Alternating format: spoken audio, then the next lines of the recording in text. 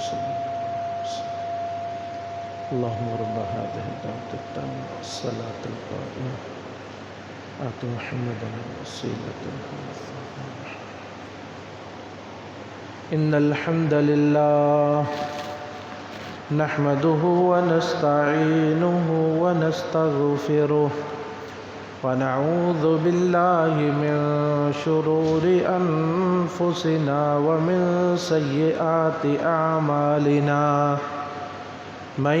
يهده الله فلا مضل له ومن يضلله فلا هادي له وأشهد أن لا إله إلا الله وحده لا شريك له وأشهد أن محمدا عبده ورسوله يا أيها الذين آمنوا اتقوا الله حق تقاته ولا تموتن إلا وأنتم مسلمون يا أيها الناس اتقوا ربكم الذي خلقكم من نفس واحدة وخلق منها زوجها وبث منهما رجالا كثيرا ونساء واتقوا الله الذي تساءلون به والأرحام إن الله كان عليكم رقيبا يا أيها الذين آمنوا اتقوا الله وقولوا قولا سديدا يصلح لكم أعمالكم ويغفر لكم ذنوبكم ومن يطع الله ورسوله فقد فاز فوزا عظيما أما بعد فإن خير الحديث الأمور محدثاتها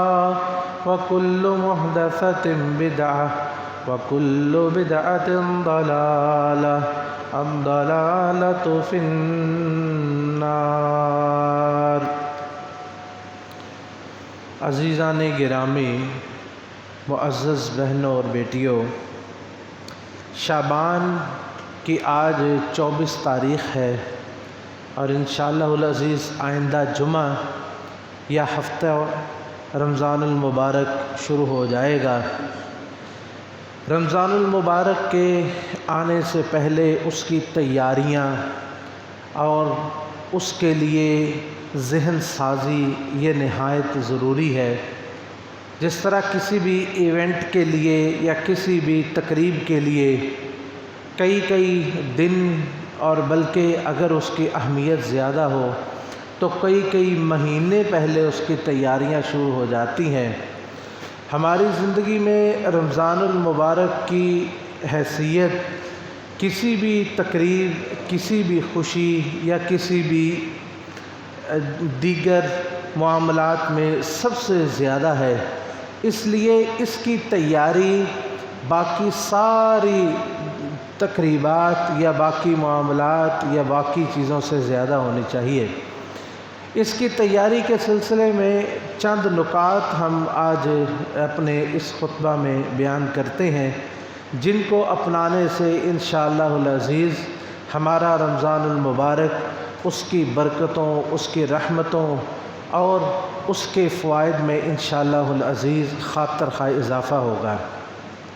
سب سے پہلی بات یہ ہے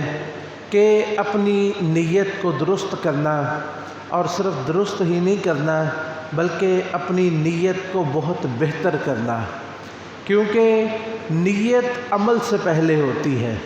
نیت عمل سے پہلے ہوتی ہے۔ اور یہ تو ہو سکتا ہے کہ انسان نیت کرے اور عمل نہ کرے لیکن اس کو اجر مل جائے، لیکن یہ نہیں ہو سکتا کہ عمل کرے اس کی نیت نہ ہو تو اس کو اجر مل جائے، ایسا نہیں ہوتا۔ اس لیے عمل کی نیت کی حیثیت جو ہے وہ عمل سے بھی بعض دفعہ زیادہ ہو جاتی ہے، اور بہت سارے ایسے مقامات ہوتے ہیں کہ جہاں پہ انسان نیت کرتا ہے لیکن